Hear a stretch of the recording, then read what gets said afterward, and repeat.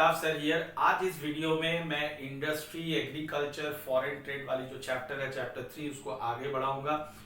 इसके पिछले वीडियो में आपने इंडस्ट्री के बारे में पढ़ा था कि क्यों इंडस्ट्री हमारे इंडिया के डेवलपमेंट के लिए जरूरी है। उसमें बहुत सारा पॉइंट्स हमने डिस्कस किया था। आज हम ये पढ़ेंगे जब सरकार को, जब गवर्नमेंट को ये एहसास हो गया कि इंडस्ट्री वाकई में अगर हम डेवलप करना चाहते हैं तो इंडस्ट्री को वाकई में बढ़ाना चाहिए, उसको डेवलप करना चाहिए, तब हमारे गवर्नमेंट ने, इंडियन गवर्नमेंट ने क्या क्या रेजोल्यूशंस लिया रिगार्डिंग इंडस्ट्रीज। ये आज की वीडियो में हम लोग पढ़ेंगे और उन सारे रेजोल्यूशन को हम लोग कहते हैं industrial policy resolution 1956। I repeat 1956। अब देखो इस साल जो है हमारा सेकेंड 5 ईयर प्लान आया था और ये जो इंडस्ट्रियल पॉलिसी रेजोल्यूशन है ये सेकेंड 5 ईयर प्लान का हिस्सा था। आई रिपीट, किस प्लान का हिस्सा था? सेकेंड 5 ईयर प्लान का।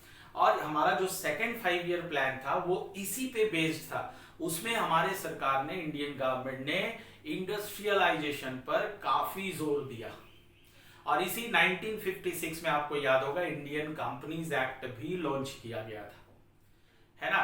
तो आज हम लोग ये पढ़ेंगे कि इंडस्ट्रियल पॉलिसी रेजोल्यूशन का ऑब्जेक्टिव क्या था, उसका फीचर्स क्या था, ये पूरे वीडियो में हम लोग पढ़ेंगे। आप बहुत बढ़िया से, बहुत ध्यान से, कंसंट्रेशन के साथ इस पूरी वीडियो को देखोगे, बहुत कुछ सीखोगे इस वीडियो में। तो आइए सबसे पहले बात करता हूं कि इंडस्ट्रियल पॉलिसी रेजोल्यूशन आखिर था क्या।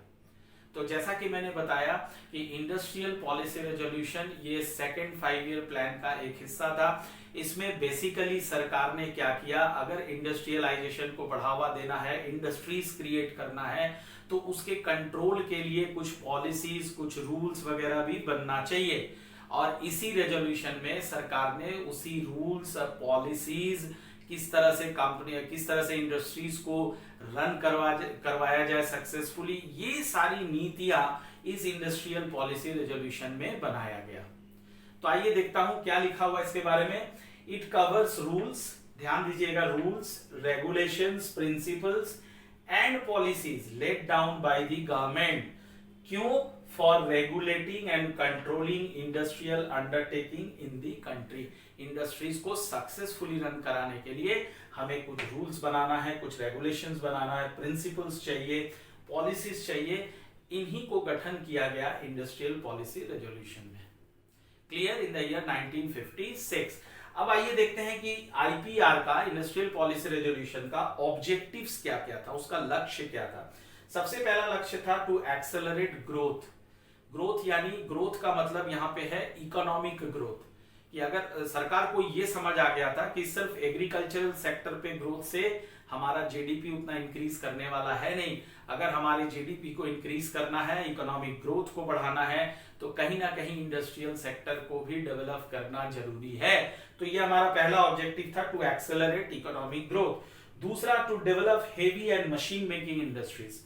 Heavy and machine making industries यानी बिग इंडस्ट्रीज, लार्ज इंडस्ट्रीज जो बड़ी बड़ी मशीन्स बनाएंगे, और बड़े बड़े मशीन्स की जरूरत हमें फर्दर प्रोडक्शन के लिए जरूरी होता है। हमारे पास अगर मशीन्स ही नहीं है तो हम फर्दर प्रोडक्शन कर नहीं पाएंगे। तो ये भी हमारा लक्ष्य था कि लार्ज इंडस्ट्रीज क्रिएट करना, like iron and steel industries की तरह। फिर है टू एक्सपैंड पब्लिक सेक्टर। और सरकार की देखिए इसमें क्या नीति था, वो सारा कंट्रोल अपने हाथों में रखना चाहता था। इसलिए जितना भी लार्ज इंडस्ट्रीज था, जितना भी बेसिक मेन इंडस्ट्रीज था, सबकी डोर सरकार ने अपने पास रख दी। पब्लिक सेक्टर अंडरटेकिंग्स जिसका नाम दिया गया, जिसमें सरकार का 100% कंट्रोल था। ठीक है, तो ये कुछ ऑब्जेक्टिव्स था आईपीआर का, यानी इंडस्ट्रियल पॉलिसी रेजोल्यूशन का। अब आइए हम लोग बात करते हैं about the features of IPR, that is features of industrial policy resolution. Features की बात करता हूं कि आईपीआर का जो 1956 में बनाया गया उसका फीचर्स क्या क्या था, ठीक है ना। तो इसके 3 फीचर्स है। और फीचर स्टार्ट करने से पहले मैं आपको एक चीज बताऊं बच्चों, कि ये एक ऐसा टॉपिक है जिसमें 100% श्योर रहो इससे बोर्ड्स में क्वेश्चन आएगा, एकदम आना ही है क्वेश्चन। इसलिए बहुत अच्छे से इसको समझ लेना और अंत तक इसको देखते रहना। देखो सबसे पहला फीचर है threefold classification of industries. Second one is industrial licensing. Third one is industrial soaps. आइए एक एक करके समझते हैं। सबसे पहला है three fold classification of industries. इसमें क्या किया गया कि सरकार ने ये तय किया कि जो भी इंडस्ट्रीज हम क्रिएट करेंगे उसको तीन हिस्से में बांट देंगे। सबसे पहला हिस्सा वैसी कंपनियों की होगी जहां पे ह्यूज अमाउंट ऑफ इन्वेस्टमेंट की जरूरत है, जहां पे बहुत ज्यादा पैसे की जरूरत है, इन्वेस्टमेंट की जरूरत है, जो कि आम पब्लिक के लिए असंभव सी बात है उतना पैसा इन्वेस्ट करना। तो इतना पैसा जो इन्वेस्टमेंट के लिए चाहिए ये केवल सरकार ही कर सकती है हमारे कंट्री की। तो ऐसी कंपनियों का नाम हमने रखा पब्लिक सेक्टर अंडरटेकिंग्स, यानी जिसमें 100% कंट्रोल पूरी सरकार की हो। इसमें कौन कौन सी कंपनियों को रखा गया, जैसे oil industries, oil and petroleum, उसके बाद डिफेंस इक्विपमेंट्स बनाने वाली इंडस्ट्रीज। तो इन सारे इंडस्ट्रीज पे 100% कंट्रोल सरकार की थी, जिसे हम पब्लिक सेक्टर अंडरटेकिंग कहते हैं।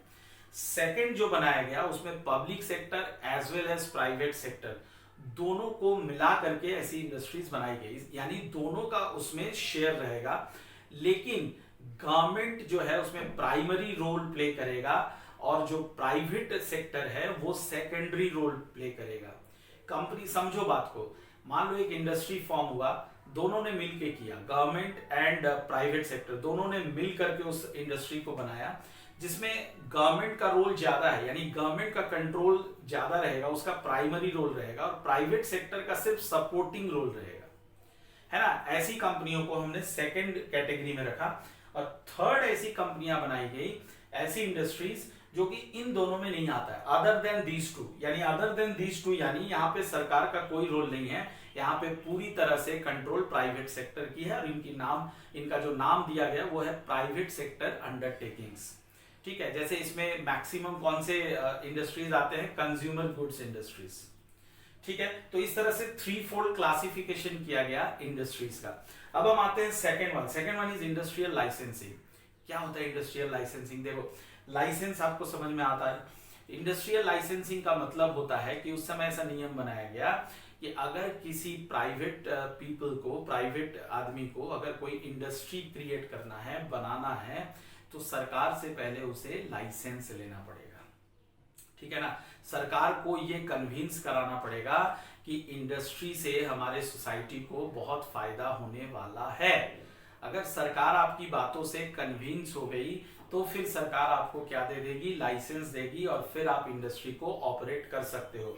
इसे हम इंडस्ट्रियल लाइसेंसिंग कहेंगे। और तीसरा इंडस्ट्रियल सोप्स। इंडस्ट्रियल सोप्स में क्या कहा गया कि ये भी प्राइवेट सेक्टर्स के लिए ये ऑप्शन था। प्राइवेट सेक्टर्स को कहा गया कि अगर आप बैकवर्ड एरियाज में, बैकवर्ड रिमोट एरियाज में अगर अपनी इंडस्ट्रीज को लॉन्च करते हो, वहां पे इंडस्ट्री बनाते हो, तो सरकार की तरफ से आपको बहुत सारी मदद मिलेगी। किस चीज की मदद? एक तो सब्सिडीज मिलेगी। सब्सिडीज यानी it's a kind of donation which is provided by the government to the private owners. ठीक है, सब्सिडीज मिलेगी। दूसरी बात, सरकार ने कहा कि भाई हम जो बिजली प्रोवाइड करेंगे, आपको इलेक्ट्रिसिटी प्रोवाइड करेंगे, उसका रेट जो है मैं बहुत कम कर दूंगा। सपोज दूसरे जगह मैं 2 रुपया पर यूनिट लेता हूं तो आपसे 1 ही रुपया पर यूनिट लूंगा।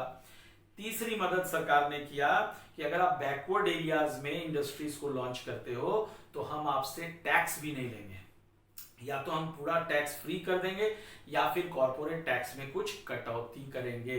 तो ये सरकार ने आपको बेनिफिट्स दिया अगर प्राइवेट सेक्टर के कोई लोग बैकवर्ड एरियाज या रिमोट एरियाज में इंडस्ट्रीज को लॉन्च करते हैं। तो ये था features of IPR, industrial policy resolution. इसका नोट्स मैं आपको आपके व्हाट्सएप ग्रुप में भेज दूंगा। जिसके पास हमारा व्हाट्सएप नंबर नहीं है वो वहां से देख सकते हो, व्हाट्सएप नंबर ले सकते हो, मुझे भेज सकते हो, मैं नोट्स इसका पीडीएफ बना के आपको भेज दूंगा।